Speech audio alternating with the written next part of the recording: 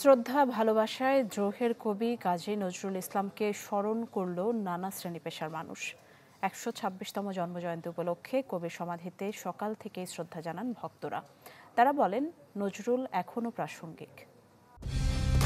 Colour expert, George sap এবং mild on hands technology সমৃদ্ধ Orix crystal wash আপনার laundry expert. প্রেমবাসী হাতে যিনি গেয়েছিলেন সাম্যের গান, সত্যের মশাল জেলে আধারে নেমেছিলেন আলোর খোঁজে, তিনি জাতীয় কবি কাজী নজরুল ইসলাম। ষোড়শের হাওয়া পাড়ি দিতেই মহাযুদ্ধে ঝাঁপিয়ে পড়া তরুণ আবার ফুল হাতে দাঁড়িয়েছিলেন আপন প্রিয়ার মুখোমুখি।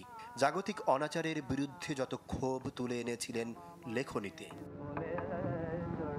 চুরুলিয়ার সেই ছোট্ট গায়ের দুরন্ত কিশোর দুঃখু মিয়ার আজ ১২৬তম জন্মবার্ষিকী। দিবসটি শ্রদ্ধা আর ভালোবাসায় স্মরণ করলেন কবিপ্রেমীরা। যে কোনো রকম অন্যায়, অত্যাচার বা অধিকার আদায়ের জন্য সকল মানুষ একত্রিত হয়ে যাচ্ছে কেন? সম্পূর্ণ তার সেই লেখনীর জোশে। তার কৃতি এমন যা মানুষকে প্রতিনিয়ত সুন্দরের দিকে, সত্যের দিকে, ন্যায় বিচারের দিকে এবং অন্যায়ের বিরুদ্ধে কথা বলার শিক্ষাটি দিয়ে গেছে। কাব্য, নাট্য, গান কিংবা উপন্যাস, বাংলা সাহিত্যের প্রতিটি পরতে ছিল নজরুলের শক্তিশালী বিচরণ। যেখানে মিলেছে এক মুঠো মাটি, সেখানেই গড়েছেন আশ্রয়। কুমিল্লা থেকে জুলিয়াটা স্ট্রিট কিংবা কাদামাটির পল্টন থেকে করাচির সেনাঘাটি, অনিয়ম অন্যায়ের প্রতি জাতীয় কবির দ্রোহের যে চেতনা, তা আন্দোলিত করে এ সময়কেও।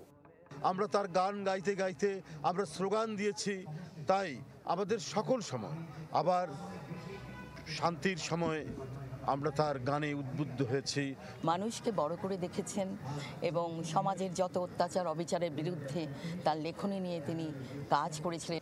নিজেদের ইস্পাত কঠিন ঐক্য ধরে রাখা, এই দুটো শিক্ষাই আমাদের এই মহান কবি তার বিভিন্ন লেখাতে এবং তার জীবনের যে আলেখ্য, তার দ্বারা তিনি সেটি প্রমাণ করেছেন। মাত্র ৪৩ বছরে বাকশক্তি হারিয়ে ৭৬ বসন্তের জীবনে কবি নজরুল কেবলই চেয়েছিলেন দ্রোহ হোক মুক্তির ধারক, সব অবসাদ ঘুচে যাক প্রেমের মশাল আলোয়।